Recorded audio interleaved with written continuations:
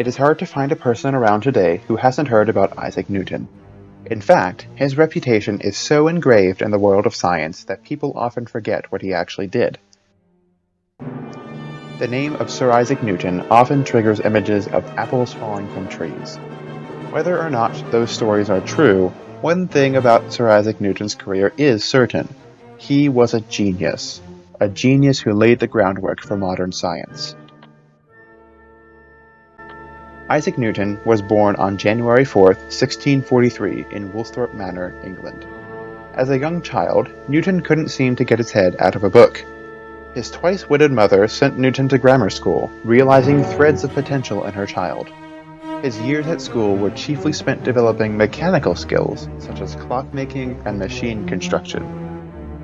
In 1661, at the age of 18, Newton left for Trinity College, Cambridge.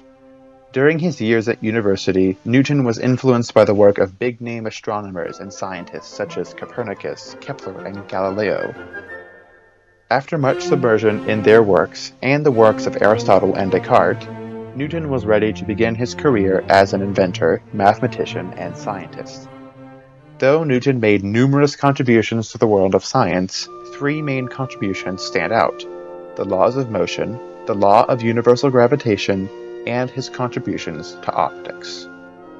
Oh yeah, and he invented calculus. Actually, there is debate among mathematicians over whether calculus was first invented by Newton or his rival Gottfried Leibniz. Regardless, such an argument is beyond the scope of this video. Most students, even if they have just dipped their toes into physics, are at least vaguely familiar with Newton's laws of motion, but they are far too fundamental to skim over.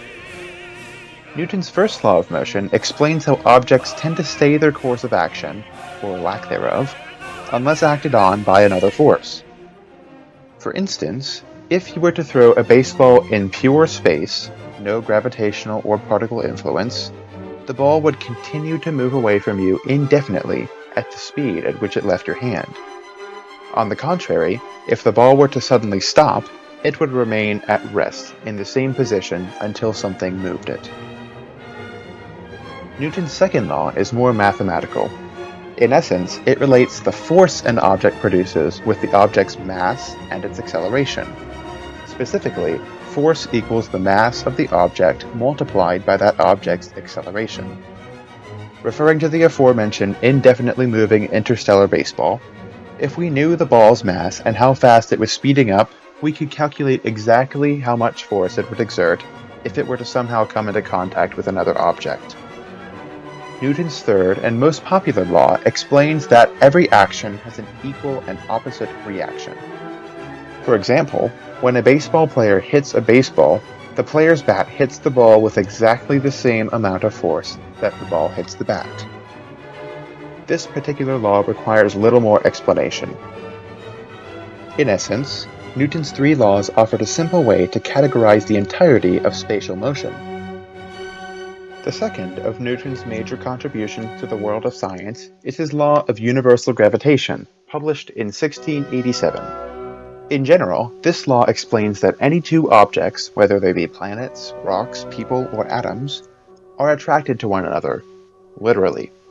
Mathematically, Newton said that the force that two objects exert on each other is equal to the product of their masses divided by the distance between them squared, all multiplied by the all-powerful gravitational constant, which rounds in at about 6.6748 times 10 to the negative 11th. For example, if two baseballs with known masses were aimlessly floating around in space, and you knew how far away they were from each other, you could calculate exactly how much they were attracted to one another, gravitationally.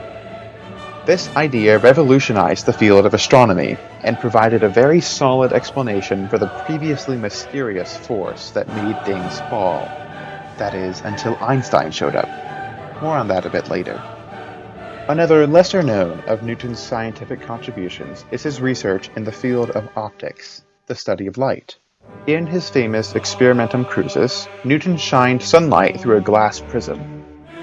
Anyone who has performed such an experiment themselves knows that when white light passes through a translucent prism, a rainbow is formed.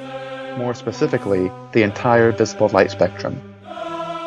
Newton used this experiment to prove that, quote, colors are not qualifications of light, but original coordinate properties.